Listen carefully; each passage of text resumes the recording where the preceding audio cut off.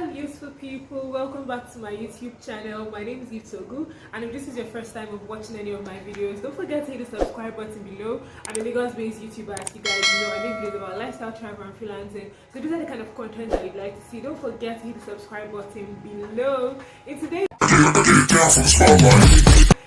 video, we're going to do another reaction video to our mate, how someone around my age mate made $150,000 in 6 months freelancing on Fiverr.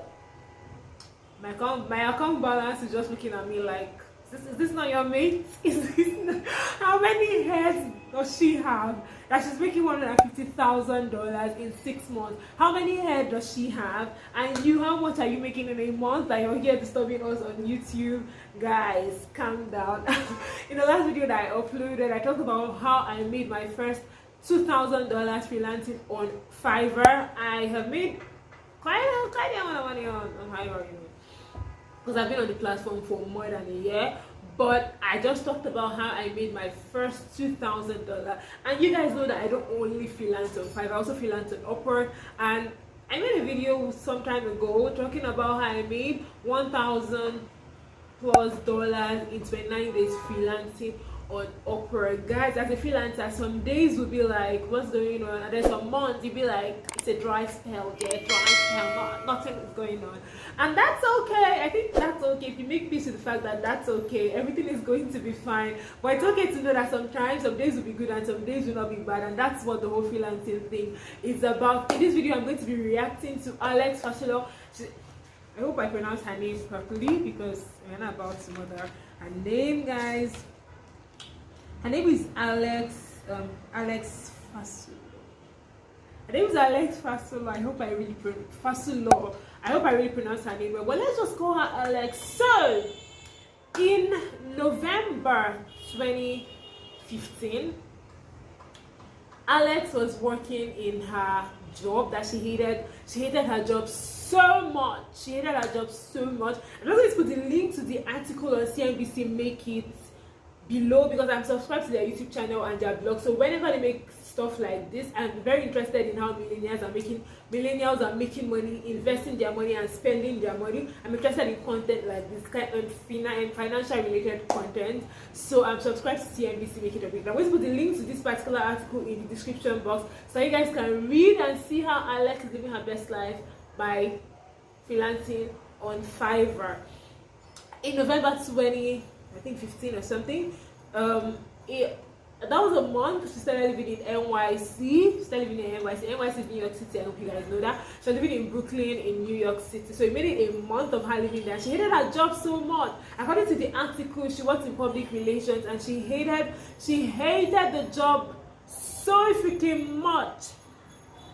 And then one day she went to work and quit her job. And instead of feeling regret, she felt rebellious freedom, like, I did the right thing. She didn't feel bad about her decision. She felt that she actually did the right thing, which I know a lot of millennials can relate to. I saw a tweet sometime yesterday. Someone was talking about millennials, and he was like, what he likes about millennials is the fact that if they don't like a job, we're not going to stay there. I hope it's going to get better. We are definitely going to leave that job. Like, we're not going to stay back and hope that everything is going to be better. Everybody, no, we don't do that here.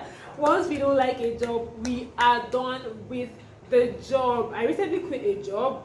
I recently stopped working at a job that I was working at, and I could have been, I don't know, probably nicer, but I was not, or something like that. I didn't think I wanted to go back to the job again, and I was not really feeling the job, so I quit. And this is not the first time that I'm actually quitting. Like, last year, I got a job in a bank. I made a video about it. I'm going to put it here. Why I quit 9 to 5 without a plan. I got a job in a bank in Nigeria. There's something called the National Youth Service Corps. After my National Youth Service, NYSC, I quit my job. Not like that though.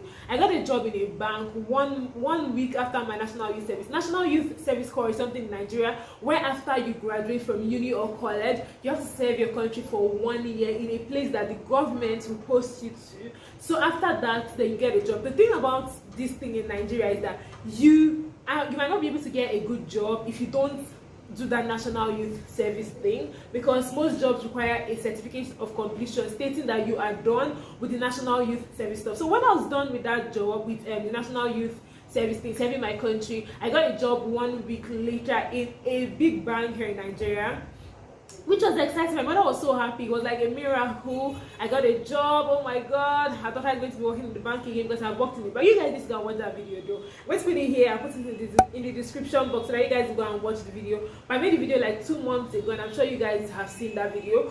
What I was saying is that I actually did everything. When it was time to do the medicals and submit my documentation, guess who quit? Me. I quit. I thought about it and I was like, I'm not sure I want to go and work in the bank. I'm not actually sure I want to work in the bank.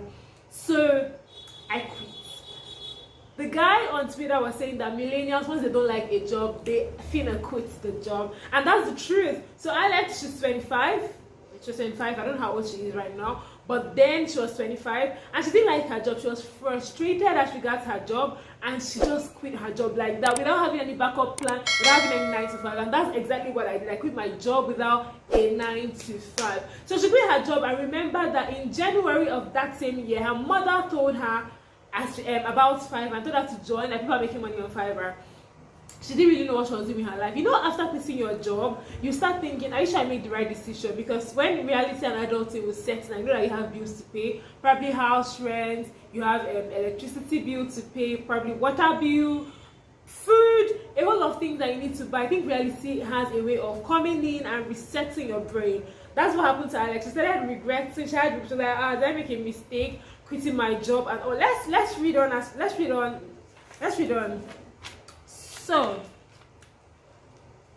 So she remember that she joined Fiverr sometime in January of that year. I told her to quit her job in November. So she went back there and logged in and, you know, edited some of the gigs that she had. I don't think she had gotten any job on Fiverr when she opened it recently. So she started to get serious. She edited her profile, added her last job and the roles that she did there, and created more gigs. And all of a sudden, she woke up to... All of a sudden, she woke up to 9 orders in a day. Far. If you get 9 orders in a day on Fiverr, you're blown.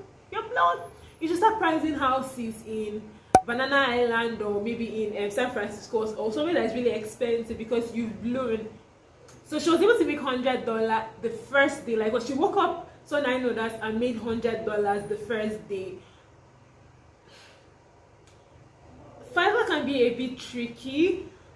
It can be a bit tricky because they're sending the buyer's request is what is going to give you a job. But I hear a lot of people say that I think it's actually easier to get a job on Fiverr than Upwork. It is relatively easier because on Upwork it's hard. Even though you're not competing with a lot of people, it is still hard because you have to buy connect. I'm going to talk about like how to send a proposal in another video, but not in this video. How to send a proposal and the mistakes that I made as regards sending proposal, because there's a time that I used 240 connect to send proposal and I just got just one job from that. So I think Fiverr is relatively easier to get a job if you write a very good buyer's request. You're going to get a job on Fiverr. Even though I got my first job on Fiverr in 4 days, but I think things have been easier for me on Fiverr than Upwork. And besides, on Fiverr, I'm not actually spending any money to make money. Unlike Upwork, I'm actually spending money to make money. I have a video where I talked about, I compared Fiverr and Upwork. I'm going to put it here so that you guys will find that video in the description box and watch the video. So she made 33,000 by the end of that year. You know, started in November, and by December she had made $33,000. Then the next year, that was November, the next year Alex had made $81,000 gross. I don't know, generally. As of now, Alex is almost at $151,000 on Fiverr alone. That is aside. You know, on Fiverr you can actually move your clients off the platform. I do that a lot. You can actually move your clients off the platform. So imagine some of the clients that she has moved out of the platforms. Imagine the jobs that she's getting from maybe referrals, from maybe LinkedIn or other freelancing platforms. Then you're not combining with Fiverr. Like, Alex is verified on Instagram. I follow her on Instagram. I just put her profile here so that you guys can go and check her out. She's verified, living her best life, traveling with freelancing money, no 9 to 5 money. Fam, I think her story is very inspiring, but I have something to tell you guys. Don't think that because your story is not similar to Alex's story, you have a problem, something is wrong with you. I don't think anything is wrong with you. I don't think anything is the problem because you don't have her story or your story is not similar to hers and all. People are different, okay? Things are different, destinies are different. For me, when I posted a video last week as regards how I made my first $2,000 on Fiverr. I'm going to put it here and in the description box. So if you've not watched that video, please go and watch it. But in that video, I talked about how I was able to make my first $2,000 on Fiverr, and I put it up on Instagram, and I was getting comments saying, oh, the people have been struggling to even make maybe $10, and my story is not the same thing with yours. The fact that I made my first $2,000 fast does not mean that you are not going to make yours. You know it's possible that I will make like money right now, and then in 2 months or 3 months, nothing is working out for me, and then all of a sudden things will just pick up for you, and then you will blow. So I don't think you should compare your journey with anybody. This freelancing thing, sis, bro, if you don't have a strong heart, I don't think it's recommended. I really don't think it's recommended. If you don't have a strong heart, I don't think you should be a freelancer because it is really tedious, it is stressful. And it's for the brave. You're not earning from a regular job. Some days will be good, some weeks will be good, some months you'll never get anything. The journey is on, so I think I'm just going to have to end this video. Here, I filmed 2 videos today. The first one was what you need to know before you move to Lagos, Nigeria. And this is the second video. So I just have to end this video right here because the noise is already bad, guys. I hope you enjoyed this reaction video, and I hope you guys are going to keep on sending buyer's requests on Fiverr and Upwork and not giving up. If you don't know how to send a buyer's request on Fiverr, and you need to know why you're not getting jobs on Fiverr, I have videos, I have a whole Fiverr playlist for you to watch. So please go and watch that playlist. Watch why you're not getting jobs on Fiverr, how to send a buyer's request on Fiverr, how to optimize your gigs on Fiverr, and all that. I think if you persevere, you're going to get something out of it. Because on Upwork, when I told you guys I bought 140 connect, I didn't want to buy them because I was never getting any job again. But then I was just like, the job that I got now on Upwork, I was like, if I did not buy more connects, am I going to get that job? So I don't think you can actually give up. Just keep on doing what you're doing. Alex's story is inspiring. I hope it inspires you to keep on keeping up with that freelancing journey. But don't forget to look for other things that you do. And if you want to be a freelancer, a full-time freelancer, make sure you diversify. Don't just focus on Upwork, on Fiverr. Focus on getting clients on LinkedIn, on Instagram, on Guru, on people per hour, on the various freelancing platforms that we have. So thank you so much, guys, for watching this video. Don't forget to like, share, and subscribe to my YouTube channel. And follow me on Instagram if you've not followed me on Instagram. I am more active on Instagram. And if you want more slave pictures of me, not just wasted down here, please go and find me on Instagram. Okay, thanks so much, guys, for watching. Bye.